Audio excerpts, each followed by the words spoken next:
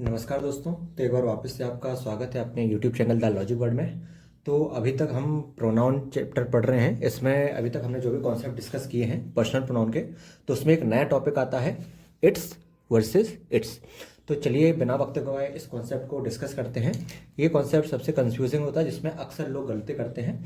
तो चलिए इसका कॉन्सेप्ट हम डिस्कस करते हैं, जिससे कि हमसे आगे गलतियां ना हो। ये बहुत ही इंटरेस्टिंग और बहुत ही इंपॉर्टेंट टॉपिक है। तो चलिए, मैंने जैसे कि आपके सामने एक टॉपिक लिखा है इट्स वर्सेस इट्स, ये हम जो डिफरेंस है वो समझेंगे। तो इसकी के लिए मैंने यहाँ पहला क्वेश्चन ऑलरेडी लिख रखा है। The movie and its songs were fantastic.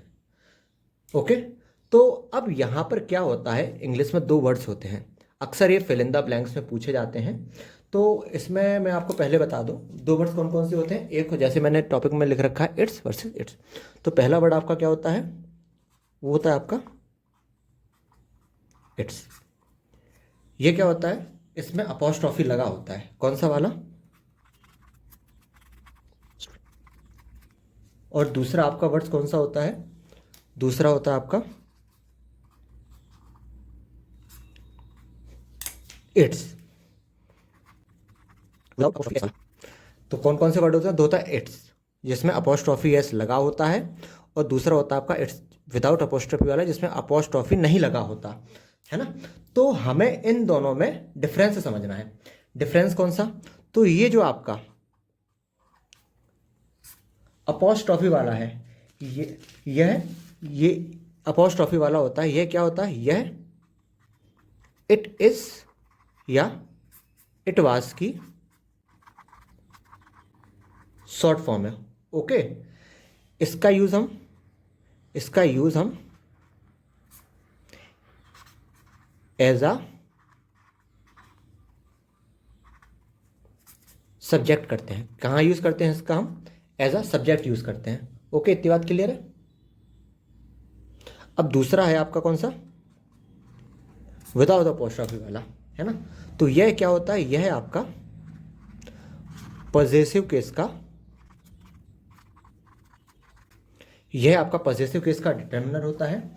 इसका यूज हम नाउन के साथ तब करते हैं जब हमें हुज का रिप्लाई देना है। हुज मतलब किसका, यानी कि यह कब यूज होता है? जब हमें हुज का रिप्लाई देना है। हुज यानी कि किसका। तो जब हमें किसका रिप्लाई देना होता है तब हम इसका यूज करते हैं। ओके, तो इतनी बात आप लोगों के सामने क्लियर है। अब एग्जाम्पल में देखो, यहां सब्जेक्ट पहले से लिखा हुआ है क्या? The movie and its songs were fantastic. अब the movie and its songs यानी कि हुज सॉन्ग्स। अगर मान लो इट्स ना लिखा होता, इसकी जगह कुछ फिल इन द ब्लैंक्स होता, तो आप अपने से क्या पूछते? The movie and whose songs were fantastic. आपने बोला the movie and six songs, किसी को बोला तो उसने बोला कि the movie and whose songs were fantastic. तो आपसे जानना चाह रहा है कि किसके गाने, जब किसका सेंस आए, जब किसका वाला सेंस आए, तो आपको कहाँ क्या लिखना है? किसका वाला, यानी कि हुज वाला। तो आपको विदाउट अपोस्ट्रॉफी वाला इट लिखना है। तो यहां इसकी जगह आप क्या लिखोगे? इट्स। क्यों? क्योंकि ये जो सॉन्ग्स है ये आपका क्या है? नाउन। और नाउन के साथ अपन क्या लिखते हैं? डिटर्मिनर। और डिटर्मिनर क्या होता है? ये जो इट्स है ये विदाउट अपोस्ट्रॉफी वाला, ये आपका क्या है? डिटर्मिनर है। तो यहां पे हमें नाउन के साथ डिटर्मिनर का यूज करना है। ओके, तो इट्स प्लस नाउन, इस नाउन के साथ हम विदाउट अपोस्ट्रॉफी एस वाला इट्स लिखेंगे। तो होप सो आपको ये पहला क्वेश्चन क्लियर हो गया होगा।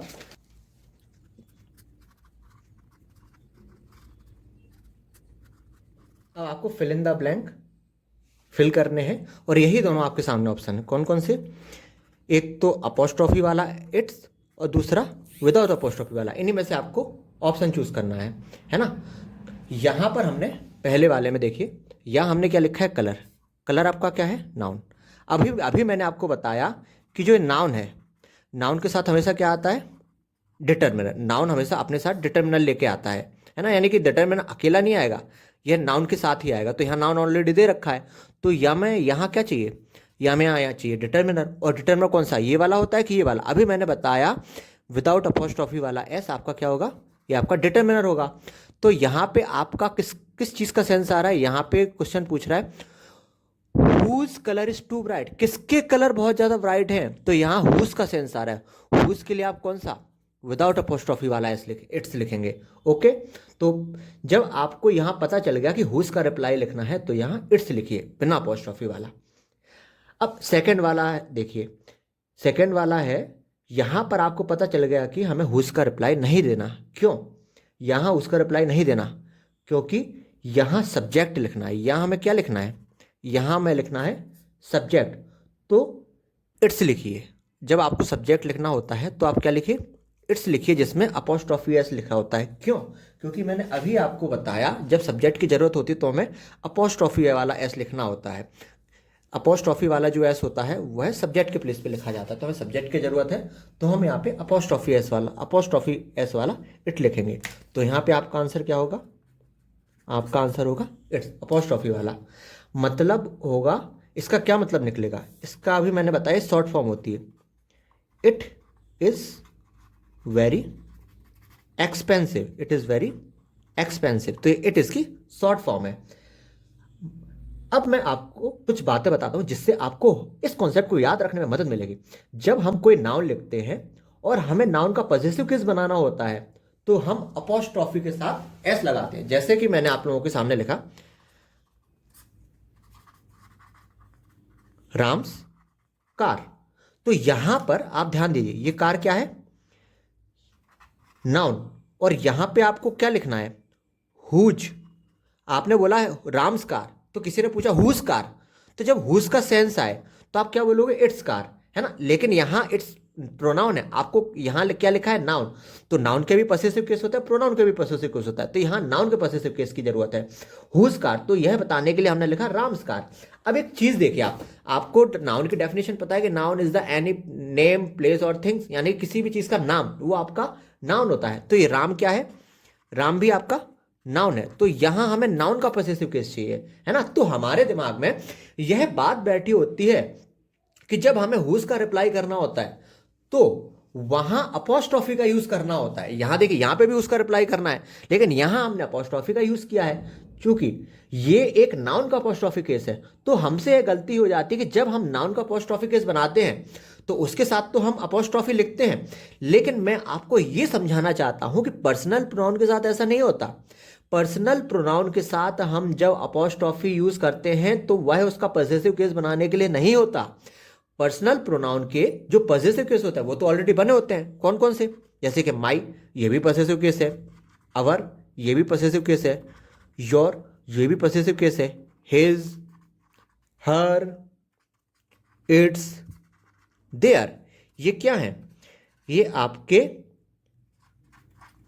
प्रोनाउन के पॉसेसिव केस है जो कि ऑलरेडी रेडीमेड बने हुए हैं। तो प्रोनाउन के कभी भी हम अपोस्ट्रॉफी का एस वाला पॉसेसिव केस नहीं बनाते। तो हमें ध्यान ये रखना है कि जो हमारे पर्सनल प्रोनाउन होते हैं उनके पॉसेसिव केस बिना अपोस्ट्रॉफी वाले होते हैं। यानी कि मैं आपको लिख देता हूं, पर्सनल प्रोनाउन के पॉसेसिव केस बिना अपोस्ट्रॉफी वाले होते हैं।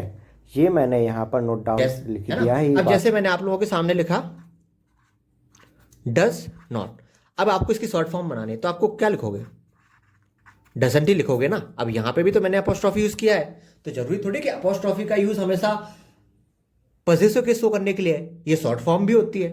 इतनी बात क्लियर है आप लोगों के सामने। अब जैसे मैंने आपके सामने लिखा हिज, अब यहां तो मैंने अपोस्ट्रॉफी लिखा है, तो आप क्या बोलोगे कि ये पॉसेसिव केस है, नहीं, यह ही इज या ही वाज की क्या है, शॉर्ट फॉर्म है। यह ही इज ही वाज की शॉर्ट फॉर्म है। तो आप पूछोगे पॉसेसिव केस क्यों नहीं है, क्यों, क्योंकि ही का पॉसेसिव केस तो ऑलरेडी बना होता है, क्या, हिज। ये किसका पॉसेसिव केस है, ही का, तो ये तो इसका ऑलरेडी पॉसेसिव केस बना हुआ है। तो जरूरी नहीं है कि अपोस्ट्रॉफी हमेशा पॉसेसिव केस के लिए यूज हो। अगर पॉसेसिव केस के लिए अपोस्ट्रॉफी यूज कर रहे हैं तो वो नाउन का पॉसेसिव केस होगा, लेकिन अगर हमें प्रोनाउन के पॉसेसिव केस बनाने हैं तो वो ऑलरेडी बने होते हैं, ये वाले जो कि बिना अपोस्ट्रॉफी में रहते हैं। I, we, you, he, she, it, they, ये आपके पर्सनल प्रोनाउन है। तो यदि हम पर्सनल प्रोनाउन के साथ अपोस्ट्रॉफी यूज कर रहे हैं तो यह उनकी शॉर्ट फॉर्म है। अगर इनके साथ हम अपोस्ट्रॉफी यूज़ करते हैं तो यह किस चीज़ को शो करता है?